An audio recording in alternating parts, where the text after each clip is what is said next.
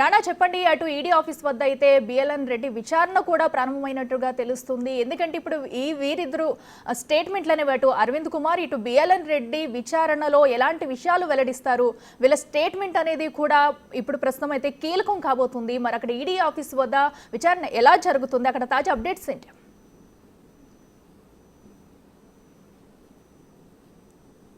Racing లో నిధుల బదలాయింపు అంశంలో అత్యంత కీలకమైన వ్యక్తి బిఎల్ఎన్ రెడ్డి. ఇప్పుడు బిఎల్ఎన్ రెడ్డి ఇవాళ ఎగ్జాక్ట్గా 9:40కి ఈడీ ఆఫీస్కి చేరుకున్నారు.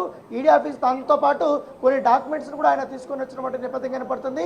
ఆయన ఇక్కడే రోడ్డు మీద కారు దిగేసి ఇక్కడి నుంచి నడుచుకుంటూ లోపలికి వెళ్ళినటువంటి నేపథ్యం కనపడుతుంది. ఎందుకంటే ఈడీ విచారణలో చాలా కీలకమైనటువంటి అంశాలను రాబట్టే ఉద్దేశంతో కూడా ఈడీ అధికారులు ఇప్పటికే రెడీగా ఉన్నారు. దాదాపు 25 దాకా కూడా ప్రశ్నలు సిద్ధం చేసినట్టుగా మనకు సమాచారం అవుతుంది. ఎందుకంటే కేటీఆర్ ఇచ్చినటువంటి ఆదేశాలను పాటించింది, మొత్తం నిధులు ట్రాన్సాక్షన్ చేసిందంతా కూడా బిఎల్ఎన్ రెడ్డి నుంచినే ఈ యొక్క వ్యవహారం అంతా జరిగింది. తర్వాత అంతా కూడా దానికి సంబంధించిన పర్మిషన్ అంతా కూడా అరవింద్ కుమార్ ఇచ్చినటువంటి నేపథ్యంలో ఇప్పుడు బిఎల్ఎన్ రెడ్డి ఎంటైర్ ఈ ఎపిసోడ్లో కూడా చాలా కీలకమైనటువంటి వ్యక్తిగా కూడా ఈడీ అధికారులు భావిస్తున్నారు.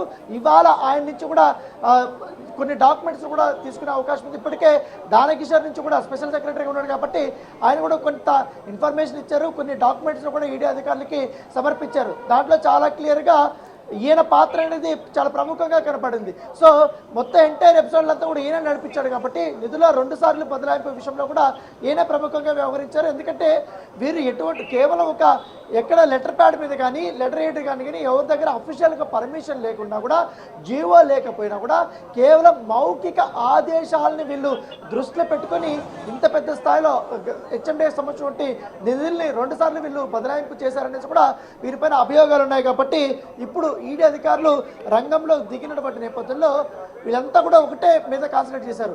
ఫెమా చట్టము అలాగే మనీ లాండరింగ్ పెద్ద ఎత్తున కూడా జరిగింది. పిఎంఎల్ఏ కింద వీళ్ళు కేవలం అనుకుంటున్నారు 40 కోట్ల రూపాయలు 50 కోట్ల రూపాయల వరకు అని.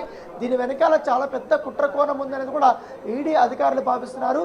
దానికి తగ్గట్టుగానే ఇప్పుడు ఇన్వెస్టిగేషన్ అనేది స్టార్ట్ కాబోతుంది. ఎందుకంటే మొదట ఈడీ అధికారులు నోటీసులు ఇచ్చినప్పుడు కొంత సమయం కావాలనేసి కూడా అప్పుడు బిఎల్ఎన్ రెడ్డి అడిగారు. దానికి తగ్గట్టుగా ఇవాళ ఆయనకి రెండోసారి విచారణకి హాజరు కావాలంటూ కూడా పిలిచిన నేపథ్యంలో కూడా ఇప్పటికే ఈడీ అధికారులందరూ కూడా ఒక్కొక్కరు చేరుకుంటున్నటువంటి విజువల్స్ అయితే మనం చాలా క్లియర్గా చూస్తున్నాం.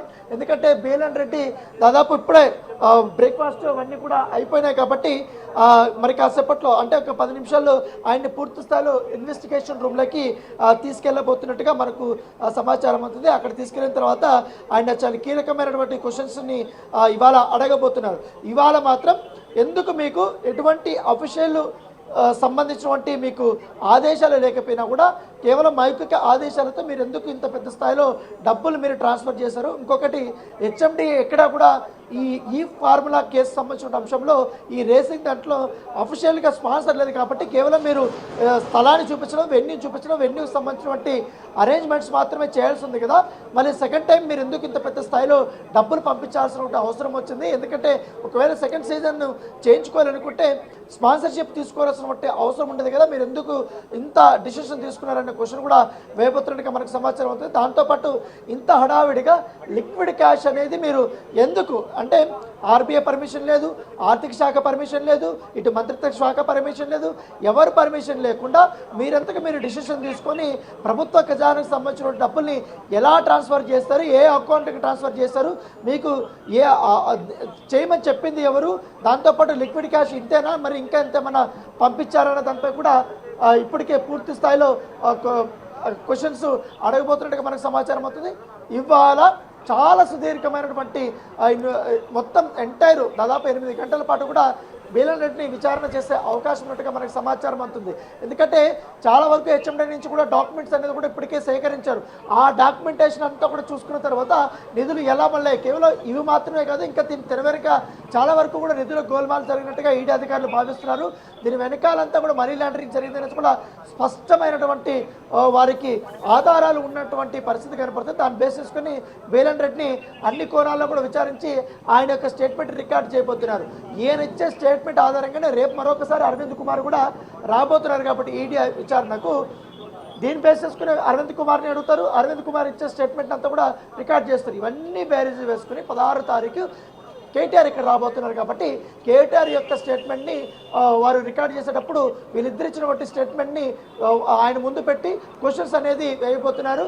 సో మనమందరం అనుకుంటున్నాం గ్రీన్ కోస్ట్ సంబంధించిన ప్రతినిధులు కూడా వారు నోటీసులు ఇవ్వబోతున్నారు. దాంతోపాటు ఈ బ్యాంక్ ఏదైతే ఉండే పంజాబ్ నేషనల్ బ్యాంక్ దానికి కూడా ఇప్పటికే అధికారులకు నోటీసులు ఇచ్చారు. వారి నుంచి కూడా స్టేట్మెంట్ రికార్డ్ చేశారు. మరొకసారి విచారణ కూడా పిలుస్తామని కూడా ఈడీ అధికారులు బ్యాంక్ అధికారులకు చెప్పినటువంటి నేపథ్యంలో ఇప్పుడు శరవేగంగా ఈడీ అధికారులు విచారణ ముమ్మరం చేశారు.